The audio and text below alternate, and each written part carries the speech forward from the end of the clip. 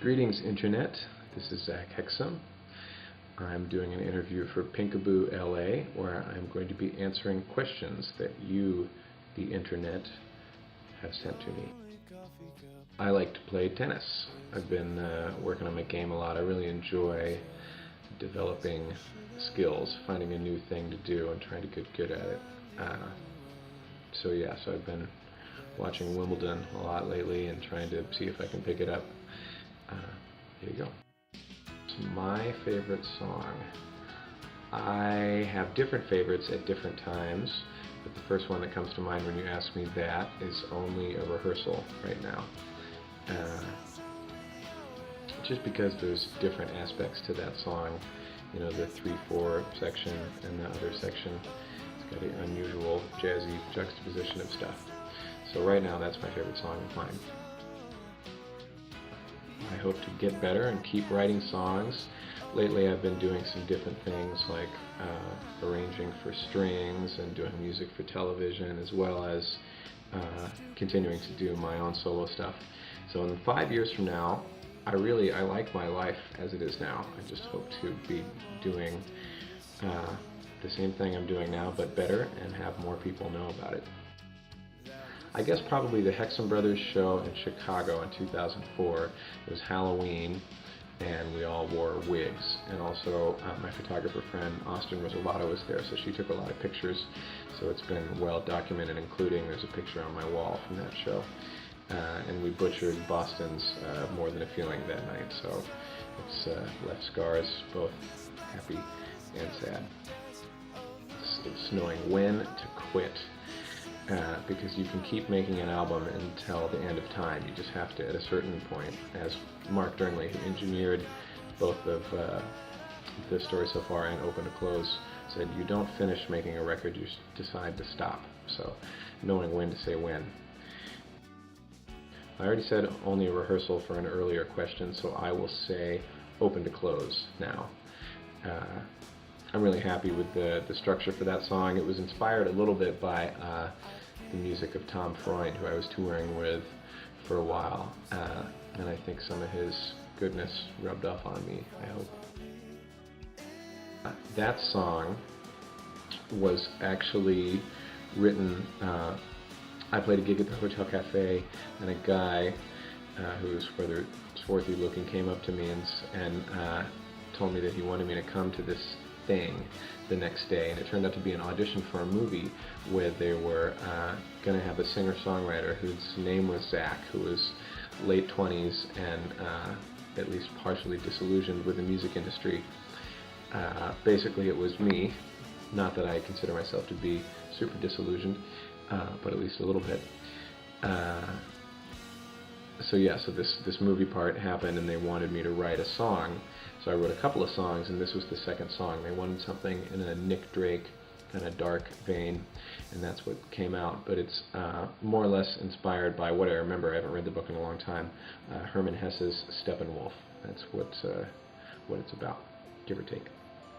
That loneliness and insanity, I guess, that happens in that with loneliness. Okay.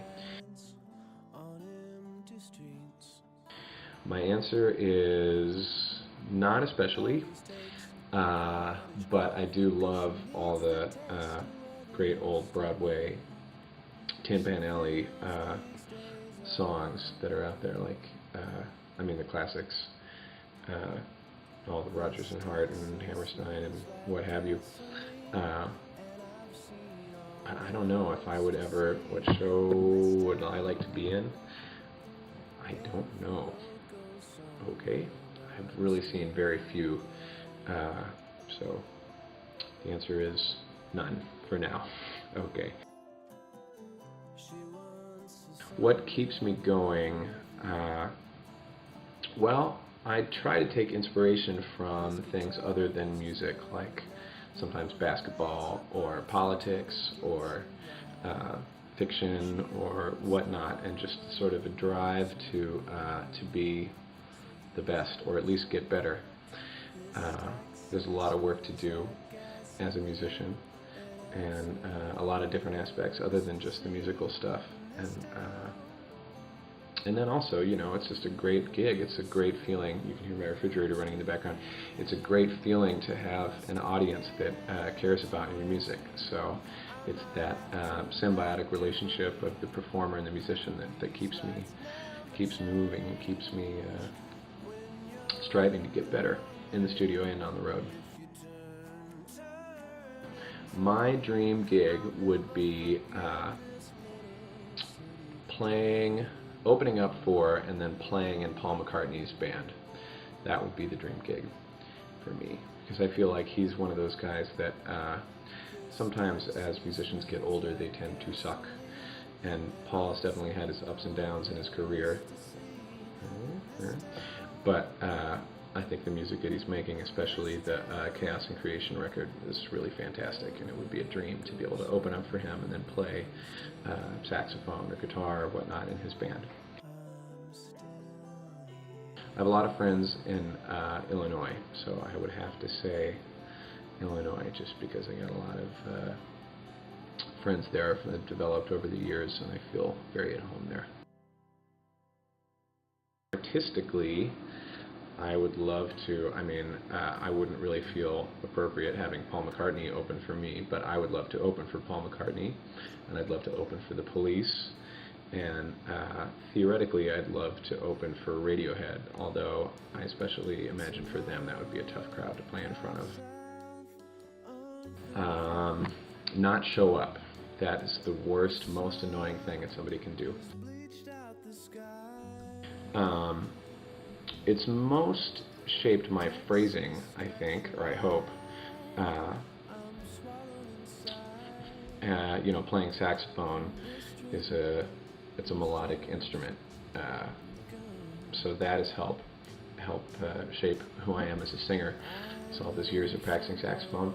But as far as my songwriting, I feel like I try to incorporate some at least a little bit unusual harmonies and chord progressions, and I maybe make melodic choices that guys who haven't spent a lot of time listening to Wayne Shorter and Miles Davis would make.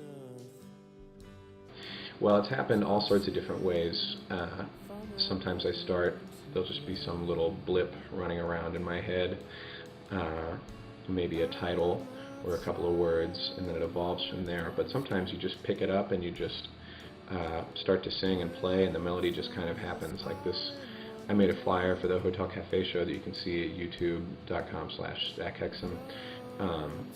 That show's already happened now, but the flyer, the idea for that melody, I just sort of picked up the guitar and it just happened, at once, almost fully formed. So sometimes you get lucky, sometimes you have to work at it. You always have to work at it, really, because it's something where maybe inspiration happens at the beginning, but even if you are totally divinely inspired, you still want to go back and really go over it with a fine-tooth comb. That's something that I've learned after doing this for a decent amount of years now.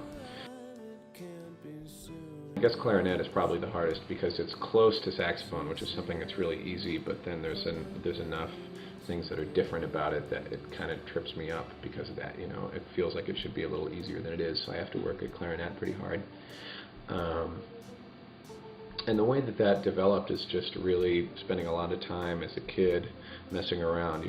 I took violin lessons when I was real young, and then piano lessons, and then I got a guitar before I got a saxophone, so I started to pick that up, and then I finally got a saxophone when I was in 7th grade, and really focused on that basically from 7th grade until now.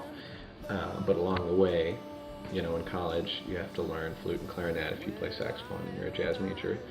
And then drums are just fun to play, so I always play drums whenever there's any free moment. I would rather play drums than do just about anything else.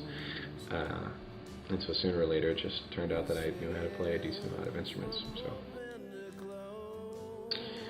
I feel really fortunate that I have this really loyal group of people who listens to my music, and it's also really fantastic to me to see these friendship bonds that have developed over however long it's been now, and that's really special, I think. So I appreciate you guys a lot, and thanks for believing in me and listening to my music, and I'm going to do my best to earn that.